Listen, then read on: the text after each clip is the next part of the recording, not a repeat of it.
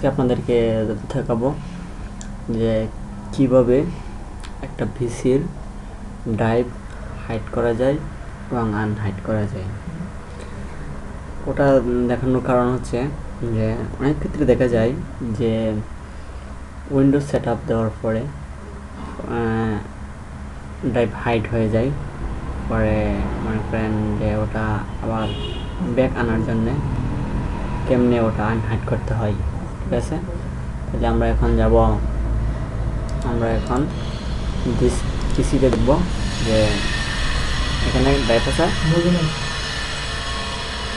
দুইটা পাঁচটা। আচ্ছা ঠিক আছে, পাঁচটা ড্রাইভ আছে। আমরা দেখি দিস পিসি, তারপরে সেটা ম্যানেজ। ঠিক আছে, এখানে ঢুকলাম, তারপর আমরা ডিস্ক ম্যানেজমেন্টে ঢুকলাম। ঠিক আছে, মনে করেন যে 1 2 3 4 5, এখানে কিন্তু 5টা ড্রাইভই দেখা যাচ্ছে। ঠিক আছে, তার মানে এখানে 5টা ড্রাইভ আছে। তাহলে আমরা দেখব যে এই যে সফটওয়্যার নামে যে ড্রাইভটা আছে ওটা আমি আনহাইড করে দেব। ঠিক আছে, তাহলে আমরা রাইট বাটন ক্লিক করি, change drive letter and part.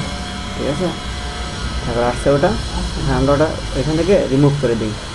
Remove করে দিলাম, দিলাম, তারপর কি দেখাইতেছে। আচ্ছা, এখন আবার এখানে সেটে দিই, দেখি ড্রাইভটা কি আছে কি না। ঠিক আছে, এই যে ড্রাইভটা নেই। ঠিক আছে, আগে এখানে ছিল 5টা ড্রাইভ ছিল, এখন দেখা যাচ্ছে 4টা ড্রাইভ আছে, তাই না? তারপরে এখন আমরা দেখবো যে ওই ড্রাইভটাকে কীভাবে আনহাইড করা যায়। ওকে, তারপরে এখানে কাটি, আবার সেম পদ্ধতি অ্যাড বাটন ক্লিক করে ম্যানেজার ক্লিক করি, তারপর ডিস্ক ম্যানেজার ক্লিক করি, দেখা যায় কিছু দেখায়। আবার রাইট বাটনে ক্লিক করলাম, চেঞ্জ ড্রাইভার দি লেটার, তারপর দিই অ্যাড দিই। এখানে কী কী মানে সুন্দরভাবে পার্টিশন করতে হলে দেখতে হবে কী কী আছে। ওটা কী ছিল, অ্যাপ দিয়ে দিই।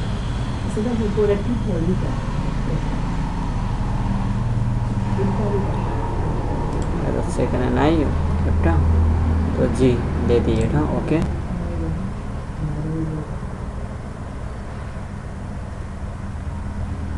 তারপরে এখন দেখি যে অ্যাপটা আবার ব্যাক আসছে কিনা।